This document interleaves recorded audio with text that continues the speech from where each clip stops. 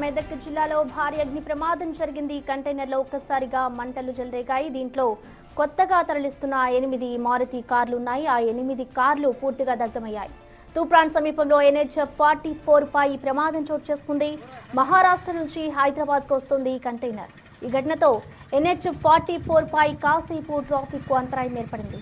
Short circuit లేదా సాంకేతిక లోపం వల్లే మంటలు చెలరేగి ఉంటాయని భావిస్తున్నారు.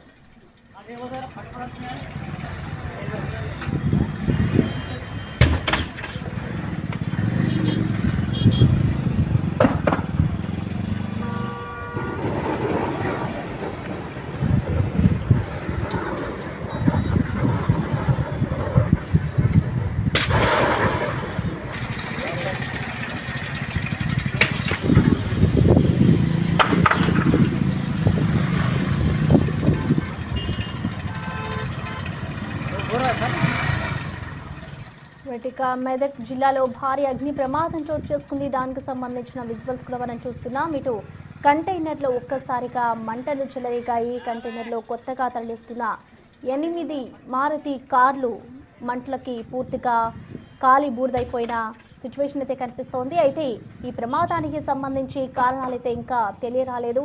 ఇటు షార్ట్ సర్క్యూట్ కారణంగా లేదంటే మరే ఇతర కారణాలు ఏమైనా ఉన్నాయా అనే కోణంలో ప్రస్తుతం దర్యాప్తు చేస్తున్నారు. ఈ ఘటన తూప్రాన్ సమీపంలోని NH-44 పై చోటు చేసుకుంది. ఇటు మహారాష్ట్ర నుంచి హైదరాబాద్కి తరలిస్తున్న కంటైనర్లో ఒక్కసారిగా అగ్ని ప్రమాదం చోటు చేసుకోవడంతో అదే కంటైనర్లో ఉన్న కార్లన్నీ కూడా అగ్నికి ఆహుతైపోయాయి.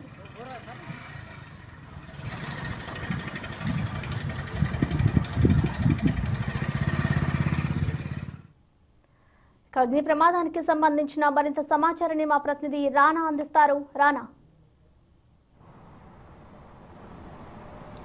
ప్రసన్న ఎగ్జాక్ట్గా 3 గంటల ప్రాంతంలో నాగ్పూర్ నుంచి వచ్చినటువంటి ఈ కంటైనరు సడన్గా ఒక్కసారిగా ఎక్కడైతే ఇంజిన్ ఉన్నటువంటి ప్రాంతంలో అక్కడ షార్ట్ సర్క్యూట్ అయినట్టుగా మనకు సమాచారం అవుతుంది.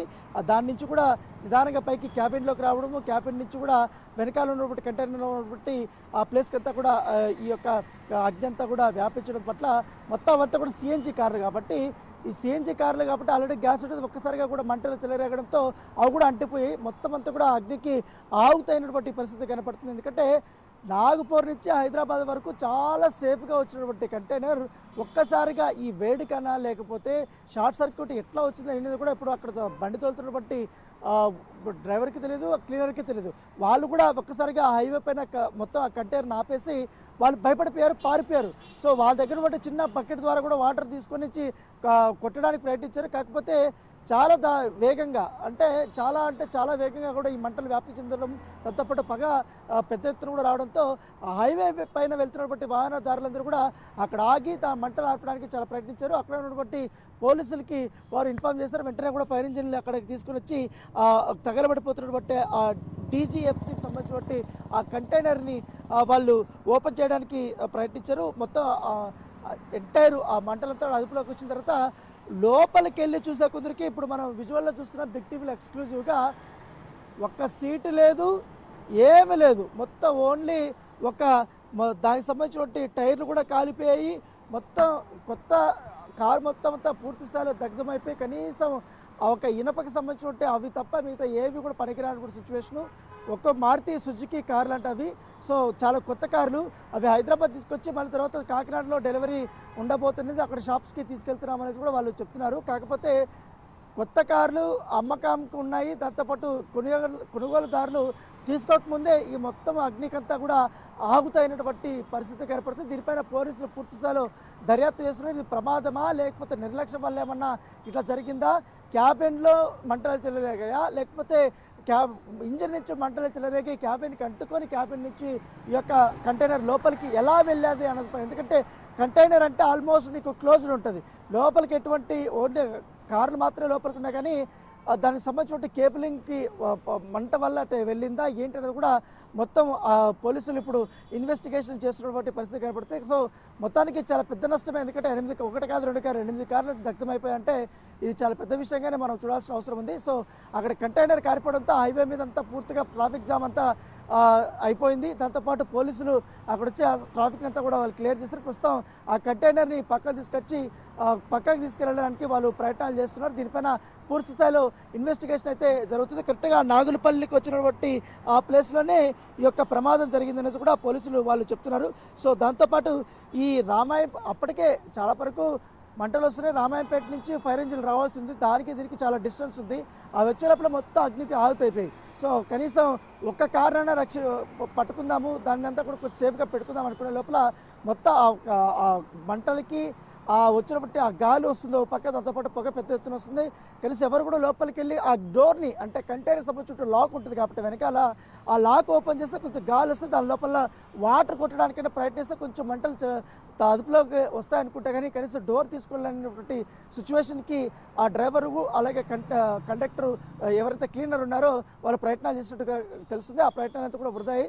సో మొత్తం అంతా అగ్గికి అవుతాయిపోయి. సో మొత్తం వీళ్ళు వచ్చే కొందరు ఫైర్ ఇంజిన్ వచ్చిన తర్వాత కొంచెం ఆ మంట అప్పటికే కొంతవరకు ఉంది. సో పొగలు వస్తున్న నేపథ్యంలో మొత్తం అంతా నీళ్ళతో కొట్టేసే కొందరికి ఇప్పుడు మనం చూస్తున్నట్టుగా మొత్తం కారులో ఉన్నటువంటి ఓన్లీ స్కెలిటన్ సంబంధించిన ఇది మాత్రం ఉంది, కానీ మిగతా ఏ ఒక్కటి కూడా మొత్తం అంతా కూడా కాలిపోయినటువంటి situation Prasanna. Right thank you Rana.